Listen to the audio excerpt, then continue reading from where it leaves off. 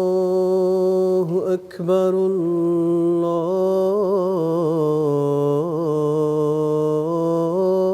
الله أكبر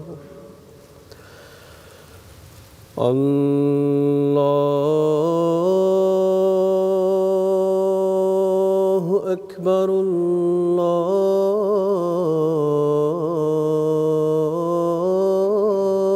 الله أكبر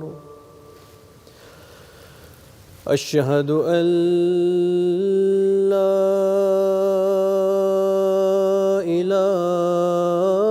إله إلا الله أشهد أن لا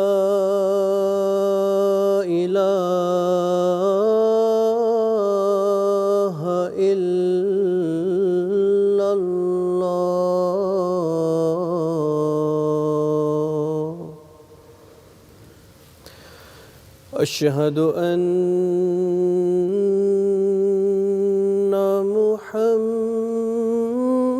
محمدًا رسول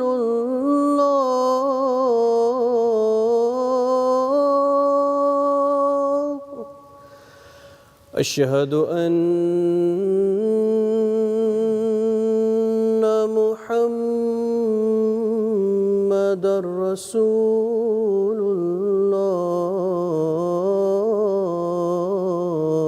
الله حي على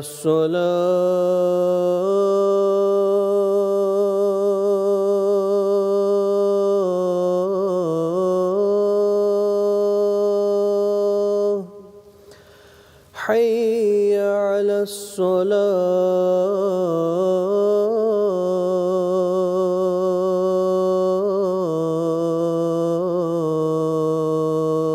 الصلاة حي على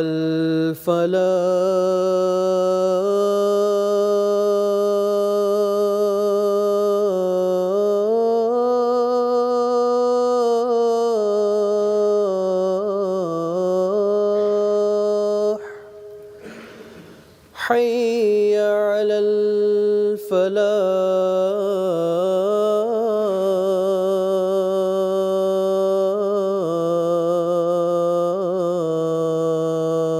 الفلاح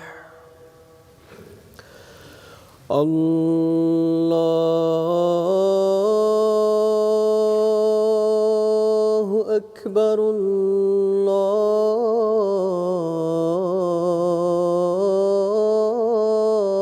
الله أكبر لا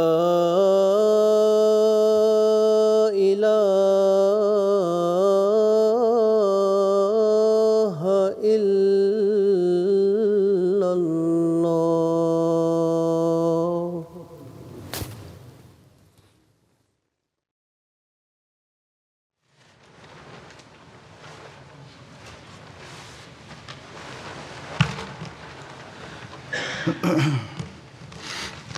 السلام عليكم ورحمة الله.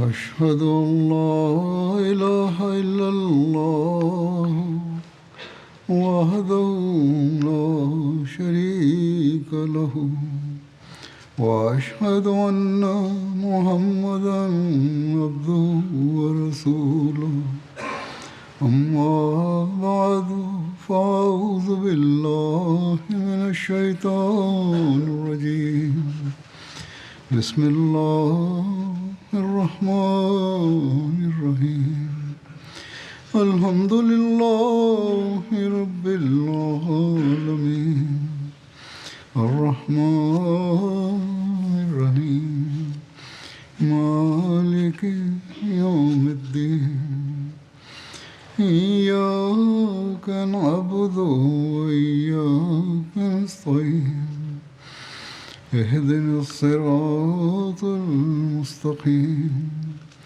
صراط الذين أنعمت عليهم غير المغضوب عليهم ولا الضالين.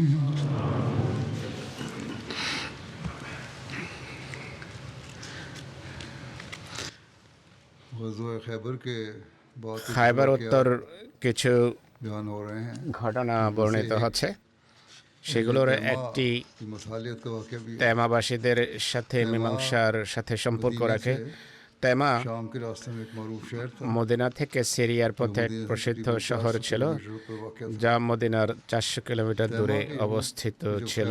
তেমার فدق ইহুদিরা যখন খায়বার ফাদাক এবং کے حالات کی خبر ہوئی কোরা تو উপত্যকার مسلمانوں کے خلاف کسی قسم کی সংবাদ পৌঁছে محاذرہ তারা کرنے کے بجائے মুসলমানদের বিরুদ্ধে কোনো اس کو প্রকার دعوت بھیج کر صلح کی پیشکش کی.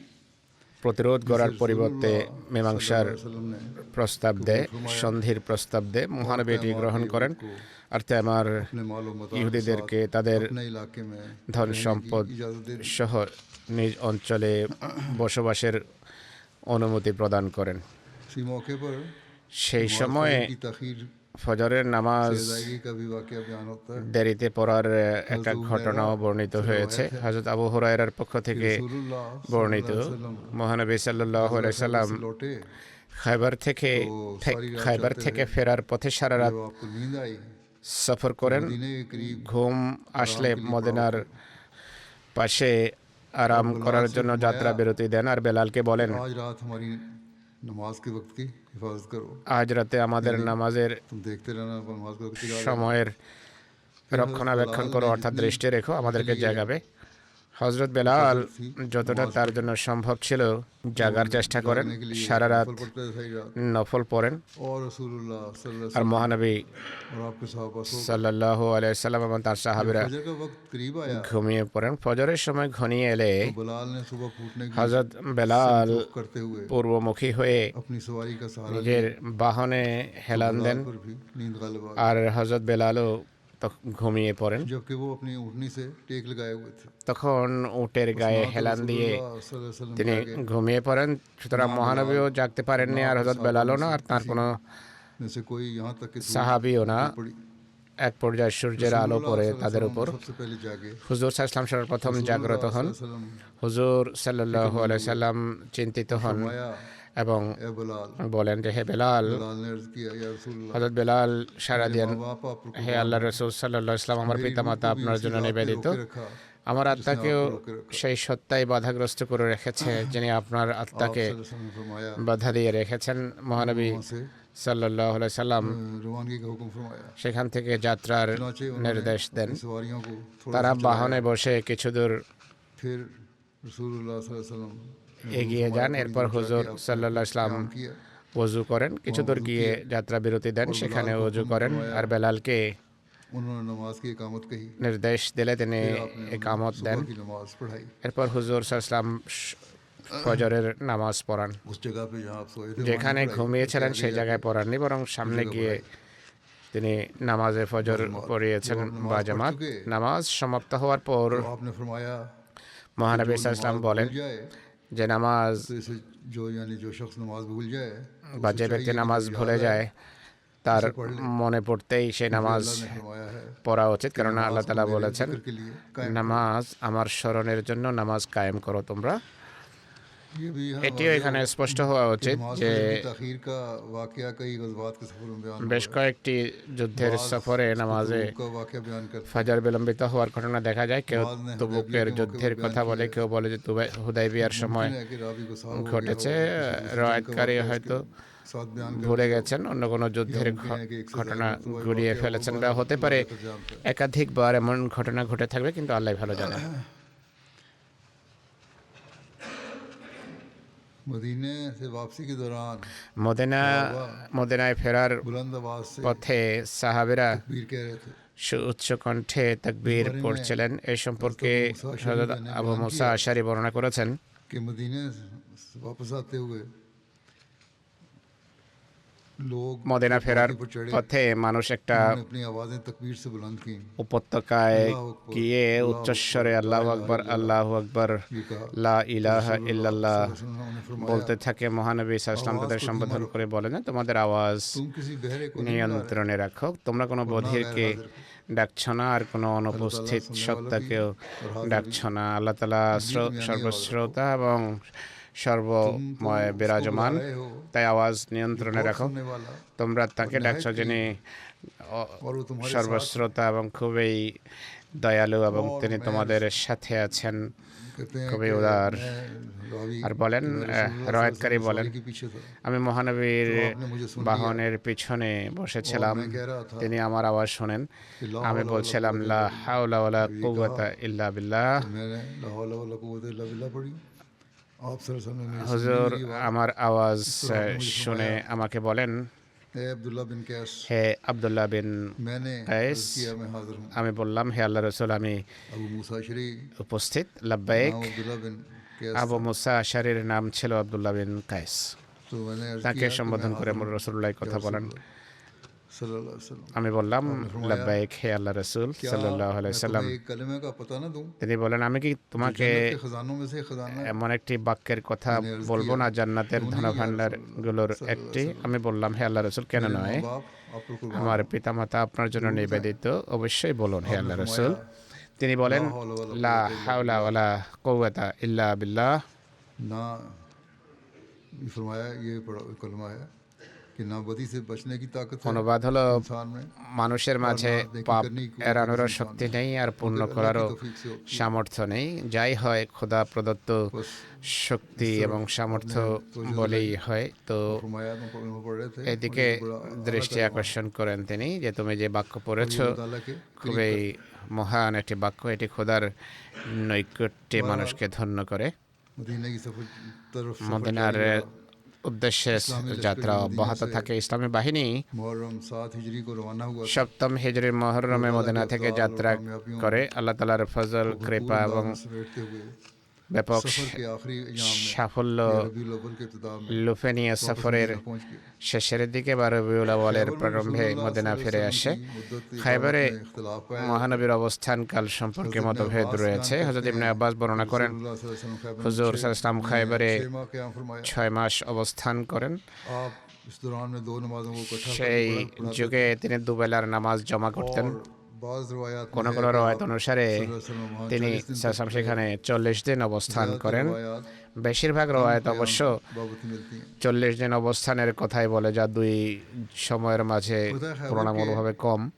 मुसलमानों के हक में बहुत से असरात খায়বার हैं। বিজয়ের অনেক সুফল মুসলমানদের পক্ষে खैबर প্রকাশ की फतह পায়। का एक बुनियादी असर ये हुआ খায়বার বিজয়ের একটা মৌলিক कि अरब में প্রভাব যা পড়ে তা হলো আরবে कबाइल जो पहले इस्लाम अरब- और मुसलमानों के खिलाफ আরবের বিভিন্ন অঞ্চলে বিভিন্ন গোত্র যারা ইতিপূর্বে ইসলাম এবং মুসলমানদের বিরুদ্ধে ষড়যন্ত্রে লিপ্ত ছিল, তারা और कुछ ने तो सुलह का ভয় পেয়ে যায়। কিছু গোত্র মীমাংসার হাত প্রসারিত করে আর কিছু গোত্র আনুগত্য করার মাঝেই কল্যাণ দেখে। सियासी वकार में আর এর ফলে মুসলমানদের রাজনৈতিক खुदा खैबर का গুরুত্ব एक नतीजा ये বৃদ্ধি পায়। খায়বার বিজয়ের একটি ফলাফল যা প্রকাশ পায় তা হলো यहूद की ताकत আরব तकरीबन উপদ্বীপে ইহুদি শক্তি मदीने প্রায় के यहूद और खैबर লোপ के পায়। মদিনার এবং খায়বারের ইহুদিরা बड़ी हद तक इक्तिसादी আরবের বিভিন্ন और फौजी অঞ্চলে ताकत की एक अलामत समझे जाते थे। অর্থনৈতিক এবং সামরিক শক্তির প্রতীক গণ্য হতো। और इस्लाम के खिलाफ खास तौर पर ইসলামের दावत व बुग़्ज़ বিরুদ্ধে में বিশেষ तक बढ़े हुए थे। ভাবে শত্রুতা এবং বিদ্বেষে এতটা সীমা ছাড়িয়ে গিয়েছিল दुश्मन को যে इनकी প্রতিটি पुस्तकाई हासिल আগ্রাসনের ক্ষেত্রে শত্রুর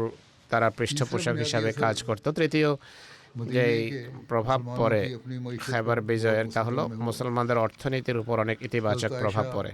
हज़रत अब्दुल्लाह बिन उमर হযরত আয়েশা, হযরত আব্দুল্লাহ বিন ওমর और साहबा बयान करते এবং অন্যান্য সাহাবী कि खैबर की বর্ণনা फतह করেন, थी, খায়বার जिसके बाद हमें বিজয়ের पेट भर পর कर खाना नसीब हुआ। আমরা इससे পেট पहले পুরে तो पेट भर খাবার खाना भी नहीं खा सकते थे। পেতাম। এর পূর্বে পেট পুরে खैबर के কখনো बाद খাবার मुसलमानों के पास জন্য পর্যাপ্ত খাবার ছিল না।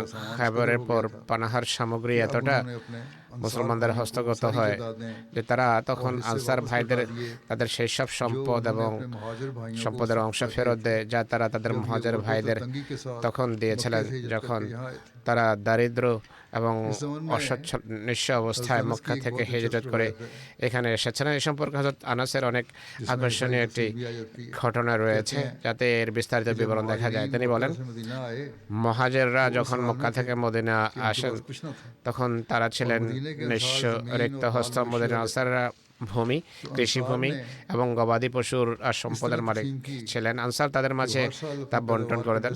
তারা প্রত্যেক বছর তাদের উৎপাদিত অর্ধেক ফসল মুহাজিরদের হাতে তুলে দিতেন। হযরত আনাসের মা তার ফলবাহী খেজুর বৃক্ষ মহানবীর চরণে উৎসর্গ করেন। মহানবী সেই বৃক্ষ হযরত উম্মে আইমনকে দিয়ে দেন। মহানবী নিজে রাখেননি, উম্মে আইমনকে দিয়ে দেন। খায়বার থেকে ফেরার পর মুহাজিররা যখন আনসারদেরকে তাদের সম্পদ ফেরত দেন তখন মহানবী হযরত আনাসের মাকে তার গাছ ফেরত দেন। হযরত আনাস বলেন, আমি যখন উম্মে আইমনকে বললাম এই বৃক্ষ আমরা এখন ফেরত পেয়েছি, তিনি বলেন এই বৃক্ষ তো এখন আমি ফেরত দেব না, এটি মহানবী আমাকে দিয়েছেন। হয়তো মহানবীর প্রতি ভালোবাসা বা তার দেয়া জিনিস বরকতের কারণে ফেরত দেওয়ার পক্ষে ছিলেন না, উনি বলেন আমি ফেরত দেব না। হযরত আনাস মহানবীর কাছে গিয়ে পুরো ঘটনা অবহিত করেন। হুজুর সাল্লাল্লাহু আলাইহি ওয়াসাল্লাম হযরত উম্মে আইমনকে বলেন, উম্মে আইমন এই বৃক্ষ দিয়ে দাও, এর বিনিময়ে এ পরিমাণ বৃক্ষ আমি তোমাকে উপহার দেব। তিনি মানেননি, তিনি বলেন হুজুর আপনি আমাকে এটি দিয়েছেন, এটি অনেক কল্যাণময়, তাই ফেরত দেব না। মহানবী এর বিনিময়ে তাকে 10 গুণ বৃক্ষ দিয়েছেন, এরপর তিনি তা ফেরত প্রদান করেন। ইতিহাসে এক যুদ্ধের উল্লেখ পাওয়া যায়, এটিকে বলা হয় জাতুর রেকার যুদ্ধ। এই গজওয়া বা যুদ্ধকে মহারে বনু সালেবা এবং বনু আম্মারও বলা হয়ে থাকে। এর কারণ হলো এসব গোত্রের সাথে যুদ্ধ করা হয়েছে বলে মনে করা হয়। এই যুদ্ধের আরেকটি নাম হলো গজওয়ায়ে আজিব, কেননা এই যুদ্ধে অনেক বিস্ময়কর ঘটনাও ঘটেছে, নিদর্শনাবলী সামনে এসেছে। এই যুদ্ধের নামকরণ জাতুর রেকা রাখার কারণ হলো এই এলাকায় একটা পাহাড় বা বৃক্ষ ছিল, এর নাম ছিল জাতুর রেকা, আর এই কারণে এই যুদ্ধের নাম জাতুর রেকার যুদ্ধ বলা হয়ে থাকে। এর নামকরণের আরেকটি কারণ হযরত আবু মুসা আশআরী বর্ণনা করেছেন। তিনি বলেন সাহাবীদের কাছে বাহন ছিল অনেক কম, তারা নিজেরা 6 জন ছিলেন, যাদের 6 জনের জন্য মাত্র একটি বাহন ছিল, তাতে তারা পালা করে আরোহণ করতেন। পাথরে অঞ্চলে সেই সফর ছিল, আর এই কারণে সাহাবীদের পা ক্ষত বিক্ষত হয়ে যায়। তারা পুরনো ছেঁড়া কাপড় পায়ে বেঁধে হাঁটতেন। স্বয়ং হযরত আবু মুসা আশআরীর শুধু পায়ে ক্ষত বিক্ষত ছিল না, বরং তার নখ উঠে যায়। কাপড়ের টুকরোকে রেকা বলা হয়, এই কারণে এই যুদ্ধের নাম হলো জাতুর রেকার যুদ্ধ। অন্য জায়গায় লিখিত আছে যে এই অঞ্চলে যুদ্ধ হয়েছে, এই জমির মাটির বহু রং ছিল। কেউ কেউ লিখেছে যে যুদ্ধে বিভিন্ন রঙের ঘোড়া ব্যবহৃত হয়েছে। অনেকে বলেছে এই যুদ্ধে কাপড়ের টুকরো বেঁধে পতাকা বানানো হয়েছিল, আর এটিকে জাতুর রেখা এই কারণে বলা হয়। কেউ কেউ বলে এসব বিভিন্ন বিষয়ের সমাহার ঘটার কারণে এটিকে জাতুর রেখা বলা হয়েছে। এই যুদ্ধের একটা নাম হলো সালাতুল খাউফের যুদ্ধ, কেননা এই নামাজে সালাতুল খাউফ আদায় করা হয়েছিল। এই যুদ্ধের সন এবং তারিখ সম্পর্কে মতভেদ আছে। ইতিহাস এবং জীবনী বিভিন্ন পুস্তক অনুসারে এটি 4র্থ বা 5ম হিজরিতে হয়। ইবনে হিশাম ইবনে ইসহাকের পক্ষ থেকে বর্ণনা করেছেন জাতুর রেকা চতুর্থ হিজরিতে হয়েছে। বনু নজরের 3 মাস পর এটি হয়েছে। ইবনে সাদের মতে এটি 5ম হিজরিতে সংঘটিত হয়। ইমাম বুখারী একটি দৃঢ় সাক্ষ্যের ভিত্তিতে বলেন যে খায়বার বিজয়ের পর 7ম হিজরিতে যুদ্ধ হয়েছে। সেই সাক্ষ্যটি হলো হযরত আবু মুসা আশআরী এই যুদ্ধে অংশগ্রহণ করেছেন। হযরত আবু মুসা আশআরী যেহেতু খায়বারের যুদ্ধের পরই ইসলাম গ্রহণ করেছিলেন, সে কারণে 7ম হিজরির যেই সন উল্লেখ করা হয়, তিনি 7ম হিজরিতে খায়বারের যুদ্ধে যোগ দিয়েছিলেন। এই কারণে 7ম হিজরি আসলে যুদ্ধের সন হিসেবে বেশি সঠিক। হযরত সাহেবজাদা মির্জা বশির আহমদ সাহেব সিরাত খাতামান নবীনের শেষের দিকে তার পুস্তকের বাকি অংশের জন্য যে শিরোনাম নির্ধারণ করেছেন, তাতে জাতুর রেকাকে 7ম হিজরিতে খায়বারের পর হয়েছে বলে উল্লেখ করেছেন। এই যুদ্ধের একটি কারণ ছিল নাজদ অঞ্চলে কিছু লোক বিভিন্ন সময়ে চুরি ডাকাতির ঘটনা ঘটিয়ে মুসাফিরদেরকে উত্ত্যক্ত করছিল। তারা কোনো এক জায়গায় অবস্থান করত না, এই কারণে তাদেরকে নিয়ন্ত্রণ করা কঠিন ছিল। মহানবী তাদের বিরুদ্ধে কার্যকর ব্যবস্থা গ্রহণের সিদ্ধান্ত নেন। এই যুদ্ধের আরেকটি কারণ যা উল্লেখ করা হয় তা হলো, এক ব্যক্তি বাণিজ্য পণ্য নিয়ে মদিনায় আসে। মদিনার লোকেরা তার কাছ থেকে বিভিন্ন জিনিস ক্রয় করে। সে মুসলমানদের সম্বোধন করে বলে, বনু আনমার এবং বনু সালবা তোমাদের বিরুদ্ধে এক সেনাবাহিনী সমবেত করেছে, কিন্তু তোমরা সেই সম্পর্কে উদাসীন। হুজুর এই সংবাদ পান, তিনি মদিনায় এক ব্যক্তিকে তত্ত্বাবধায়ক নিযুক্ত করেন এবং সফরের উদ্দেশ্যে যাত্রা করেন। ইবনে ইসহাক বলেন, হযরত আবু যর গফারীকে তিনি নায়েব নিযুক্ত করেন। ইবনে সাদ ইবনে ইসহাকের মতে হযরত উসমান বিন আফফানকে তিনি নিগরান নিযুক্ত করেন। তিনি সফরের উদ্দেশ্যে এরপর যাত্রা করেন। এই যুদ্ধের অবস্থা, পরিস্থিতি এবং ঘটনা সম্পর্কে উল্লেখ রয়েছে যে হুজুর সাল্লাল্লাহু আলাইহি সাল্লাম মদিনা থেকে 400 ব্যক্তিকে নিয়ে বা কোনো কোনো রওয়ায়াত অনুসারে 700 বা 800 লোককে নিয়ে যাত্রা করেন এবং শুকরা উপত্যকায় পৌঁছেন। শুকরা মদিনা থেকে 2 মাইল সফরের দূরত্বে অবস্থিত। সেখানে একদিন অবস্থান করে এর চতুর্দিকে সৈন্যদল পাঠান। রাত পর্যন্ত সব সৈন্যদল ফিরে আসে। তারা এই সংবাদ দেন যে তারা কাউকে দেখেনি এবং তারা পদচিহ্ন মিটিয়ে দিয়েছে। এরপর মহানবীর সাথে বেরিয়ে নখলে পৌঁছায়। নখল মদিনা থেকে প্রায় 62 মাইল দূরে অবস্থিত। সেসব গোত্রের বসতিস্থলে পৌঁছলে সেখানে মহিলা ছাড়া আর কাউকে তারা পাননি। মহিলাদের গ্রেফতার করা হয়। কোনো কোনো ঐতিহাসিক মহিলাদের গ্রেফতার করার কথা উল্লেখ করেনি। তারা লিখেছেন কেউ গ্রেফতার হয়নি। মরুবাসীরা পাহাড়ের চূড়ায় গিয়ে আশ্রয় নেয়। পাহাড়ের চূড়া থেকে সব দৃশ্য তারা দেখছিল। পুরুষ পালিয়ে যায়, মহিলারা থেকে যায়। কারো কারো মতে গ্রেফতার করা হয়েছে মহিলাদেরকে, কারো কারো মতে গ্রেফতার করা হয়নি। হযরত জাবের বর্ণনা করেন, মহানবী সাল্লাল্লাহু আলাইহি সাল্লাম নখল থেকে জাতুর রেকা যান, সেখানে গাতফান বাহিনীর মুখোমুখি হন, কিন্তু যুদ্ধ হয়নি। সামনে মুখোমুখি পরস্পরের উপর পরস্পরের হামলার আশঙ্কা ছিল যে শত্রু যে কোনো সময় হামলা করতে পারে। এই হামলার আশঙ্কার মাঝে নামাজের সময় হয়ে যায়। মহানবী সাল্লাল্লাহু আলাইহি সাল্লাম তখন সালাতে খৌফ বা ভয়ের সময়কার নামাজ পড়েন, এমন নামাজ যাতে কিছু লোক নামাজে অংশগ্রহণ করে, অন্য দল পেছনে থাকে। এরপর দ্বিতীয় দল এসে রাসূলুল্লাহর সাথে নামাজে যোগ দেয়। তারা নামাজ পড়েন। প্রথম দল অন্য ডিউটিতে চলে যায়। মহানবীর সাথে তারা নামাজ পড়ে।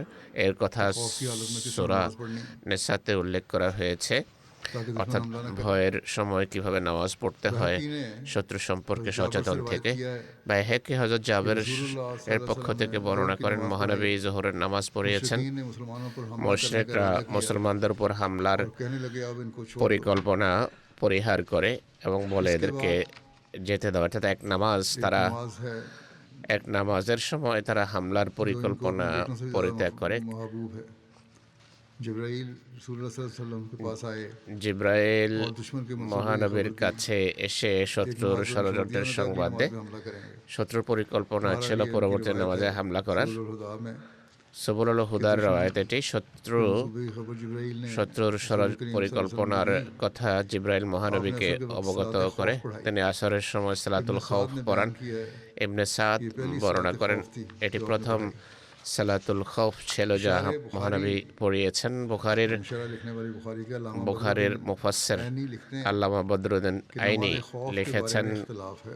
নামাজে খৌফ पहली সম্পর্কে मरतबा মতভেদ किस আছে साल যে इसके প্রথমবার बारे में हुक्म नाज़िल কোন हुआ। বছর এ সংক্রান্ত নির্দেশ অবতীর্ণ जमहूर হয়েছে। उलमा का कहना है বেশিরভাগ আলেম कि पहली मरतबा বলে ज़ातुल প্রথমবার रिकाब एक नमाज জাতুর अदा की। রেকার অভিযানের সময় সালাতুল খৌফ পড়া হয়।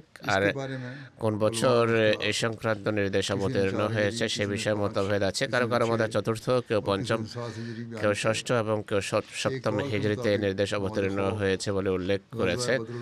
এক উক্তি অনুসারে সালাতুল খৌফ বদরুল মাউদের जो शवाल 4 পূর্বে हिजरी में প্রথমবার আদায় করা হয়েছে, যা চতুর্থ হিজরির শওয়াল মাসে इस मौके पर হয়েছিল। তখন शख्स का सहाबा पर हमला करने का এক ব্যক্তির वाक़या সাহাবেদের मिलता है। উপর হামলার কথা অন্যত্র हुजूर सल्लल्लाहु अलैहि वसल्लम ने एक উল্লেখ रात রয়েছে। এক রাতে जगह पर क्या মহানবী फरमाया। এক জায়গায় उस অবস্থান वक्त तेज করেন। हवा चल रही थी। তখন প্রবল বাতাস आपने साहबा से বইছিল। फरमाया, তিনি সাহাবেদের উদ্দেশ্যে कौन বলেন, है जो आज हम रात কে हमारे लिए আছে पहरा যে देगा? আজ রাত এখানে इस पर हज़रत अब्बाद बिन পাহারা बिशर দেবে?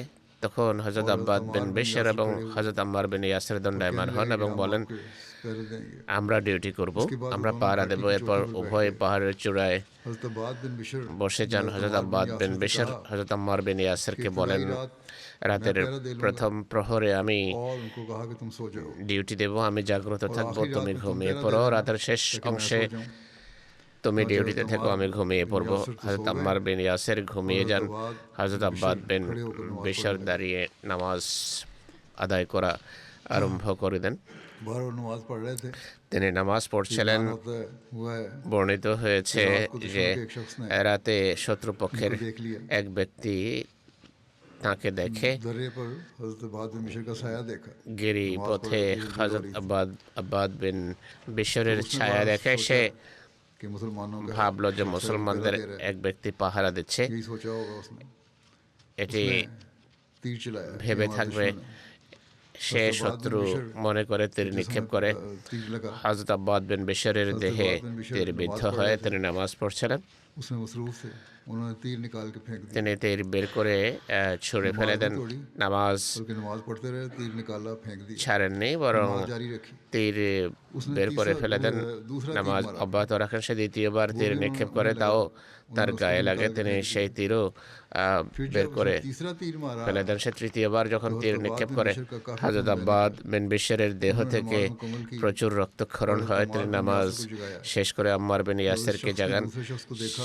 সেই ব্যক্তি যখন भाग गया। দ্বিতীয় ব্যক্তিকেও দেখে, हज़रत अम्मार बिन তীর यासिर ने নিক্ষেপকারী যখন দ্বিতীয় ব্যক্তিকেও हज़रत দেখে, अब्बाद সে बिन পালিয়ে बिशर যায়। को जख्मी হযরত हालत में আম্মার देखा, বিন पूछा कि ইয়াসির तेरे क्यों नहीं হযরত जगाया? বিশরকে যখন আহত कहने অবস্থায় लगे कि দেখেন, मैं नमाज में জিজ্ঞেস করেন আমাকে सूरতুल कहफ की तिलावत পূর্বে कर रहा ডাকেননি था কেন? তিনি বলেন, নামাজে আমি और मेरा সূরাতুল दिल नहीं কাহফ चाहा পড়ছিলাম, আমার कि मैं इसकी তেলাওয়াত तिलावत को मुनक़ति कर दूं। ছেড়ে দেয়া আমার পছন্দ হয়নি। এটি অদ্ভুত এক ताल्लुक अल्लाह ताला के সম্পর্ক साथ था, আল্লাহর সাথে इखलास ছিল, था, वफा था, আন্তরিকতা इबादत ছিল, का शौक था उन लोगों में। বিশ্বস্ততা ছিল, ইবাদতের আগ্রহ ছিল তাদের মাঝে। আহত হওয়া নিয়ে কোনো মাথা ব্যথা ছিল না। কোনো কোনো রওয়ায়েতে এটি উল্লেখিত আছে যে তীর হযরত আম্মার বিন ইয়াসিরের গায়ে লেগেছিল। 15 दिन की बहरहाल 15 दिन की इस मुहिम के बाद 15 দিনের এই অভিযানের পর মহানবী মদিনার উদ্দেশ্যে ফিরতি যাত্রা আরম্ভ করেন। তিনি জওয়াল বিন সুরাকাকে मदीने की तरफ भेजा মুসলমানদের ताकि मदीने वालों को मुसलमानों की सलामती की এই खुशखबरी दे। নিরাপত্তার সংবাদ দেওয়ার जाबिर জন্য में से रवायत है পাঠিয়ে দেন। হযরত জাবের বর্ণনা করেন, মহানবী সাল্লাল্লাহু আলাইহি সাল্লাম पर उतरे এখন সরার নামক जो স্থানে मदीने से 3 मील के যাত্রা फासले पर বিরতি है, দেন, যা মদিনা থেকে 3 মাইল ऊंट দূরত্বে सफर करने অবস্থিত। का हुक्म दिया। সেখানে উট জবাইয়ের নির্দেশ দেন। সারাদিন और অবস্থান मुसलमान করেন। भी आपके साथ थे। মুসলমানরাও সাথে ছিল। जब रसूलुल्लाह सल्लल्लाहु अलैहि वसल्लम शाम की সন্ধ্যার সময় शाम का वक्त हुआ तो मदीने में दाखिल हुए মদিনায় প্রবেশ और করেন हम তিনি। भी आपके साथ थे। আমরাও হুজুরের সাথে ছিলাম। इस गज़वा में এই সফরে बाज़ मोइज़ात भी ज़ाहिर हुए। কতক নিদর্শনও প্রকাশিত হয়েছে, যেভাবে পূর্বেই मोइज़ात উল্লেখ করা হয়েছে। এই অভিযানের নামই হলো तो मशहूर वाक़या নিদর্শনের অভিযান। একটা প্রসিদ্ধ ঘটনা আছে, অর্থাৎ মহানবীকে হত্যা করার উদ্দেশ্যে যে তরবারি হাতে নিয়েছিল এক ব্যক্তি, সেই ঘটনাটি হযরত জাবির বিন আব্দুল্লাহ বর্ণনা করেন। আমরা মহানবীর সাথে নজদ অভিমুখে যাত্রা করে যুদ্ধের জন্য অত্যন্ত কাঁটাবহুল এক উপত্যকায় আমাদের দুপুর হয়। মহানবী তখন যাত্রা বিরতি দেন।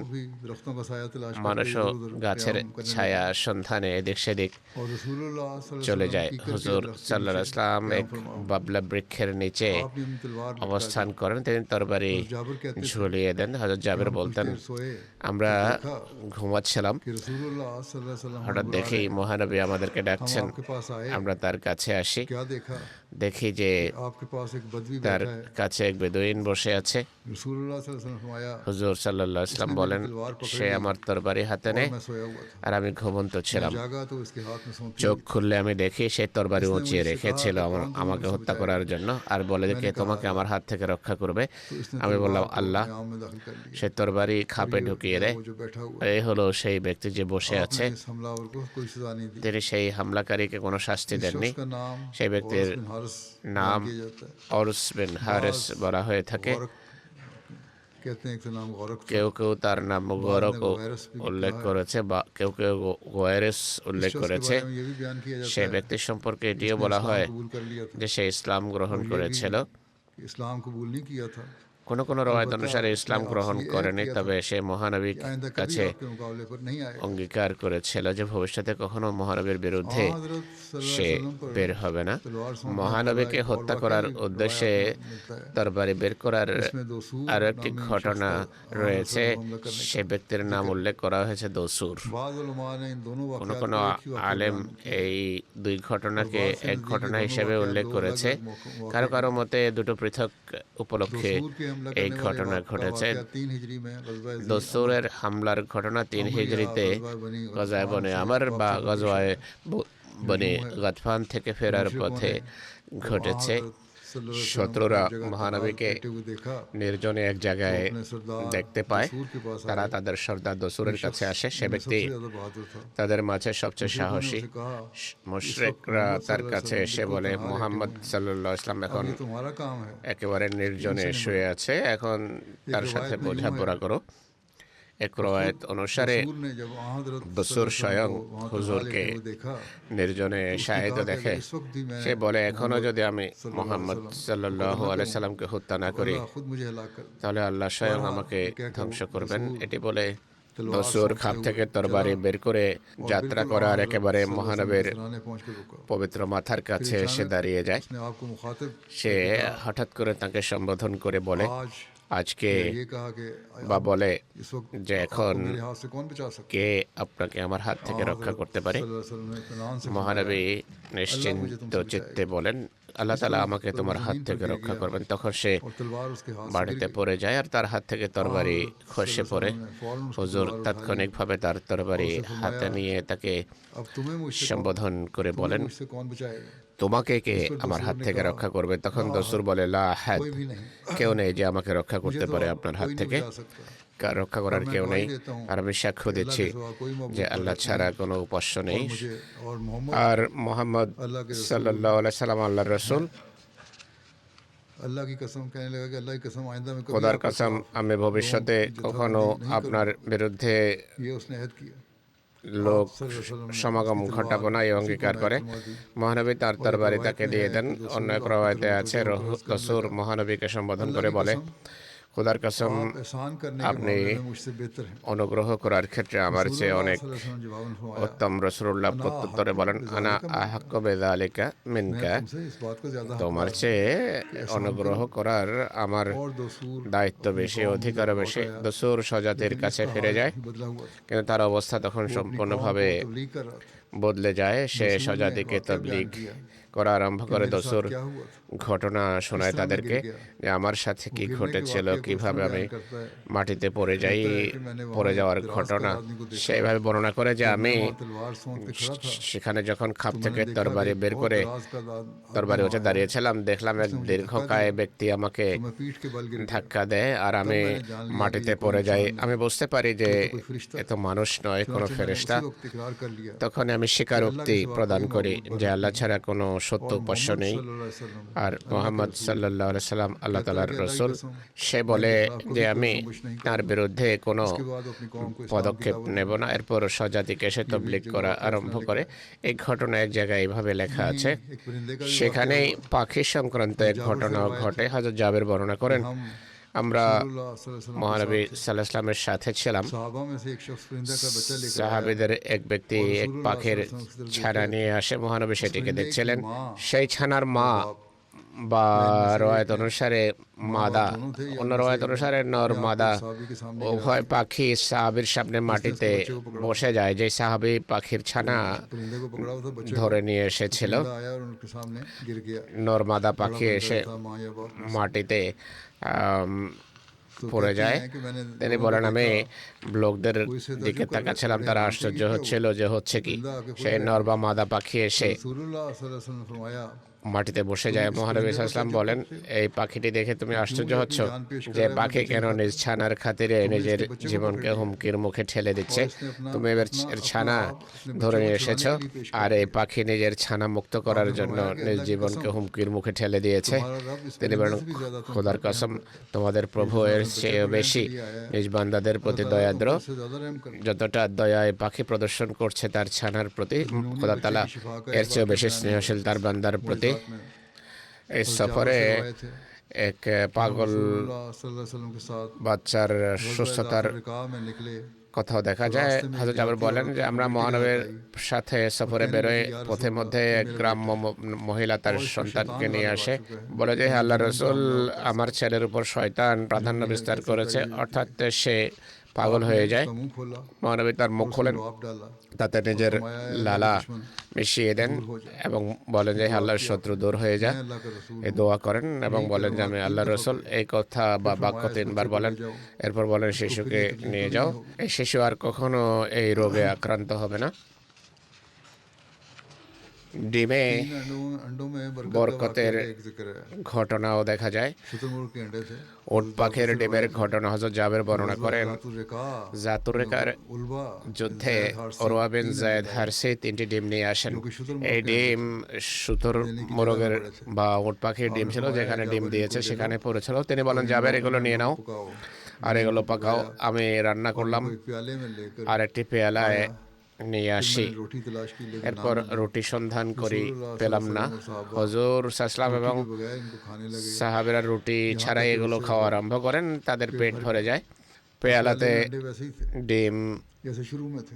প্রথম দিকে যেমন ছিল সেভাবেই পড়েছিল। এরপর অনেক সাহাবী তা থেকে খান। फिर हम आगे रवाना हो गए। এরপর আমরা সফর অব্যাহত রাখি। इस मौके पर एक ऊँट के किस्से का भी जिक्र তখন একটা ওটের मालिक की शिकायत की थी। ঘটনাও দেখা যায় যে নিজের মালিকের বিরুদ্ধে অভিযোগ করেছিল। হযরত জাবের বর্ণনা করেন, আমরা জাতুর রেকা অভিযান থেকে ফিরে আসছিলাম। আমরা হাররা নামক স্থানে পৌঁছি। এক উট দ্রুত আসে और उसने बिलबिल এবং কাঁদতে থাকে, तो रसूलुल्लाह सल्लल्लाहु अलैहि वसल्लम ने फरमाया কান্না আরম্ভ করে। মহানবী বলেন, क्या तुम जानते हो कि তোমরা কি জানো এই উট কি বলেছে? ऊँट अपने आका के সেই खिलाफ উট তার মালিকের বিরুদ্ধে আমার কাছে অভিযোগ করছিল। তার মালিক বেশ কয়েক বছর থেকে और अब वो इस এটিকে দিয়ে কাজ নিচ্ছিল। এখন এই উটকে জবাই করার ইচ্ছা রাখে। হে জাবের, এর মালিকের কাছে যাও मेरे पास लाओ। আর তাকে আমার কাছে নিয়ে আসো।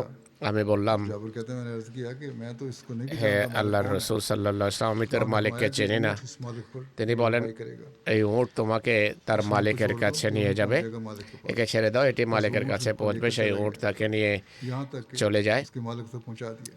মালিকের কাছে পৌঁছিয়ে দেয় कहते हैं হযরত मैं জাবেরকে। इसको आपके पास ले आया। তিনি বলেন, আমি তাকে মহানবীর কাছে নিয়ে আসি। মহানবী गुफ्तगू फरमाई। তাকে তার সাথে উট সম্পর্কে কথা বলেন। মহানবী সাল্লাল্লাহু আলাইহি ওয়াসাল্লাম বলেন, तुम ये ऊँट তুমি এই উট আমার কাছে বিক্রি করো। সে সেই উট মহানবীর কাছে বিক্রি করে দেয়। মহানবী সেই উটকে জঙ্গলে চড়ে বেড়ানোর জন্য ছেড়ে দেন। এই সফরে হযরত জাবেরের একটি উট হারিয়ে যাওয়ার ঘটনাও ঘটেছে। जाबर से रिवायत है कि अंधेरी रात में হযরত জাবের বর্ণনা করেন, অন্ধকার রাতে আমার উট হারিয়ে যায়। रसूलुल्लाह सल्लल्लाहु আমি अलैहि वसल्लम হুজুর সাল্লাল্লাহু আলাইহি ওয়াসাল্লামের পাশ ঘেঁষে যাচ্ছিলাম। তিনি বলেন, কি হলো? আমি বললাম, হে আল্লাহ রাসূল, আমার উট হারিয়ে গেছে। তিনি বলেন, তোমার উট অমুক জায়গায় আছে, সেখান থেকে गया लेकिन मुझे ऊँट ধরে নিয়ে আসো। আমি গেলাম কিন্তু উট পেলাম না। আমি ফিরে আসি, दोबारा इसी तरह कहा মহানবীকে এসে একই কথা আবার বলি, আবার ফিরে যাই। তিনি পুনরায় আমাকে একই কথা বলেন। আমি আবার সেখানে যাই কিন্তু উট পেলাম না। मैं वापस आ गया আমি ফিরে আসি, आपने शफकत তখন फरमाते हुए মহানবী স্নেহবশত আমাকে বলেন, চলো আমার সাথে। তিনি আমার সাথে আসেন। हम ऊँट के पास गए আমরা উটের কাছে পৌঁছে যাই। তিনি আমার উট আমার হাতে তুলে দেন। হযরত জাবেরের এক অলস भी एक वाकया में উটের ঘটনাও রয়েছে। गज़वे की बाबत हज़रत जाबिर अब्दुल्लाह बिन হযরত জাবের বিন আব্দুল্লাহ এই যুদ্ধের প্রেক্ষাপটে বলেন, के साथ में था আমি মহানবীর সাথে ছিলাম, আমার উট অলস হয়ে যায়, অর্থাৎ ক্লান্ত হয়ে যায়। মহানবী আমার কাছে আসেন এবং বলেন, জাবের। मैंने अर्ज़ किया जी हाँ আমি বললাম, লাব্বাইক হে আল্লাহ রাসূল। তিনি জিজ্ঞেস করেন, কি হলো? আমি বললাম, আমার উট थक गया और मैं ক্লান্ত, শ্রান্ত এবং অলস। सवारी से उतरे আমি পিছিয়ে পড়েছি সফরে। তিনি বাহন থেকে নামেন এবং বলেন, তোমার কাছে পানি আছে কি? আমি বললাম, জি হে আল্লাহ রাসূল। এরপর এক পেলা পানি আনি। মহানবী সেই পানিতে ফু দিয়ে ওটের মাথা এবং কোমরে ছিটিয়ে দেন আর ওটের পিঠে তা ফেলে দেন। এরপর বলেন, আমাকে ছড়ি দাও। सोटी दो एक मैंने अपना आसार আমি আমার ছড়ি মহানবীর হাতে তুলে দেই, या इस तरह कहा कि বা मैंने বলেন दरख्त से छड़ी যে আমি गाছ থেকে একটা ছড়ি কেটে এনে মহানবীর হাতে তুলে দেই।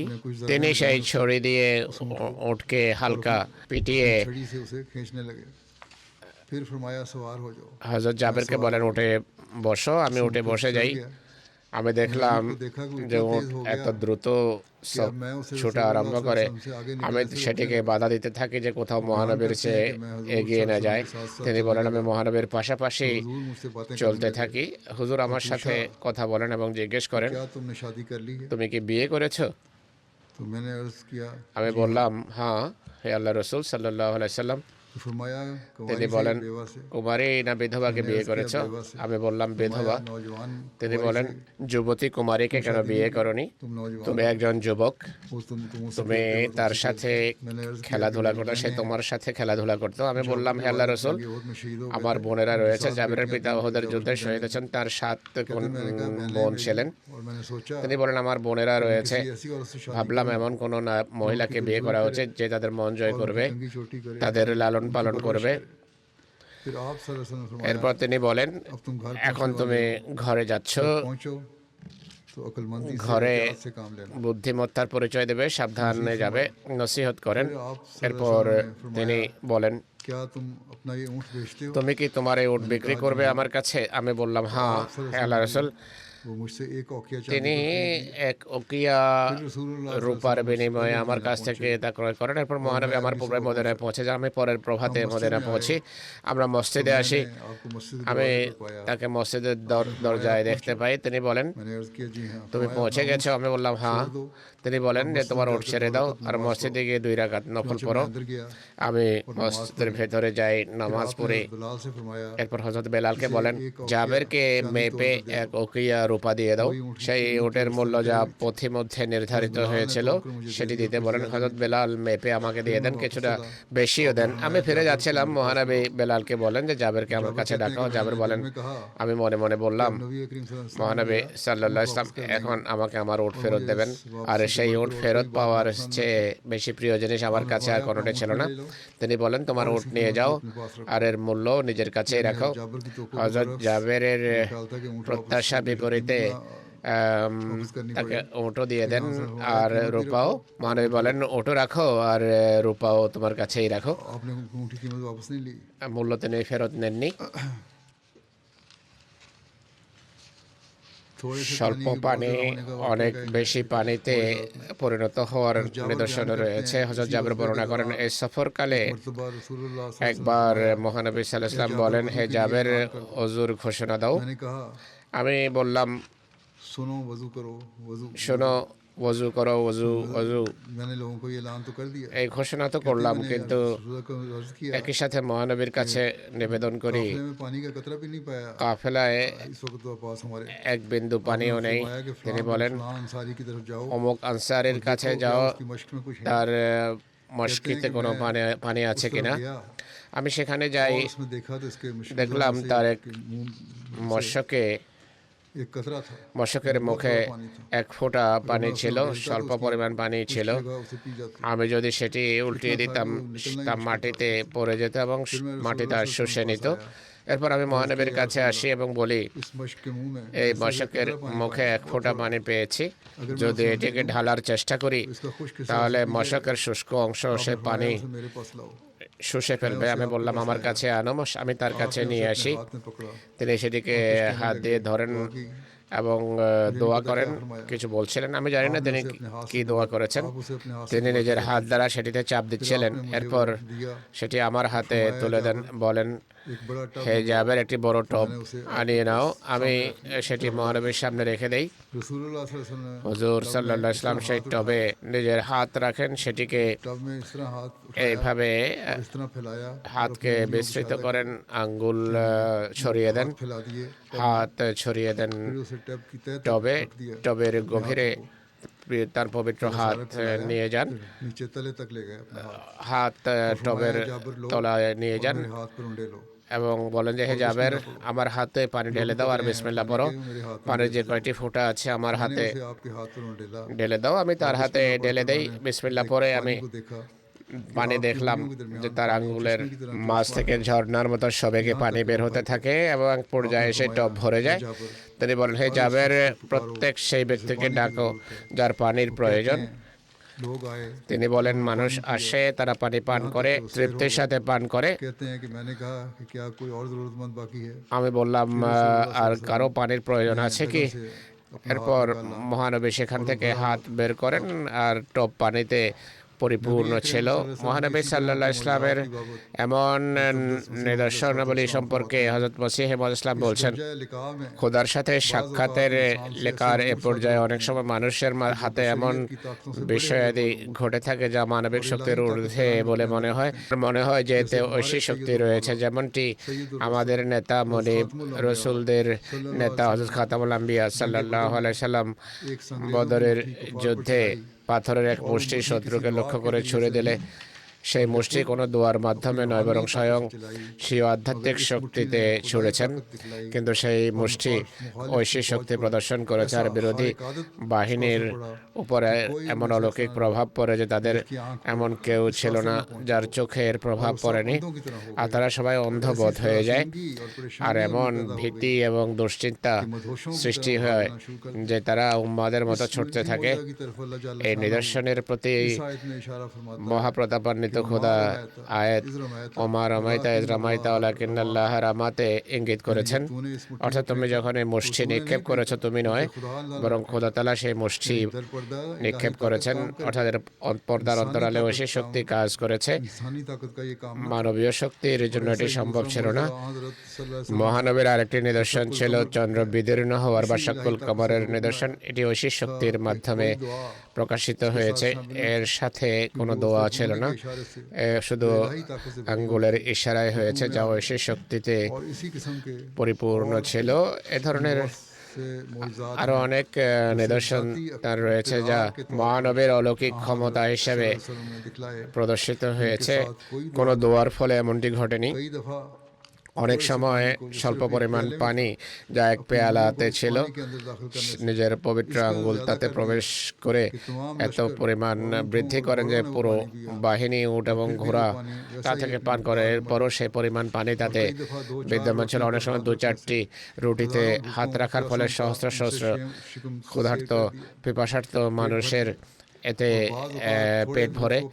স্বল্প পরিমাণ দুধকে নিজের লালার মাধ্যমে বরকত দিয়ে এটি জামাতের পেট ভরিয়েছেন। অনেক সময় লোনা পানির কূপে নিজের মুখের পবিত্র লালা মিশিয়ে সেটিকে খুবই সুমিষ্ট করে দেন। অনেক সময় চরম ক্ষতবিক্ষত লোকদের গায়ে হাত রেখে তাদেরকে সুস্থ করে দেন। অনেক সময় চোখের গোলক যা যুদ্ধের আঘাতে বেরিয়ে গিয়েছিল নিজের পবিত্র হাতের বরকতে ঠিক করে দেন। এমন আরো অনেক কাজ তার ব্যক্তিগত ক্ষমতার বলে করেছেন, যার পেছনে এক সুপ্ত ঐশী শক্তি ছিল। আল্লাহুম্মা সাল্লি আলা মুহাম্মাদিন ওয়া আলি মুহাম্মাদিন ওয়া বারিক ওয়া সাল্লিম ইন্নাকা হামিদুম মাজিদ।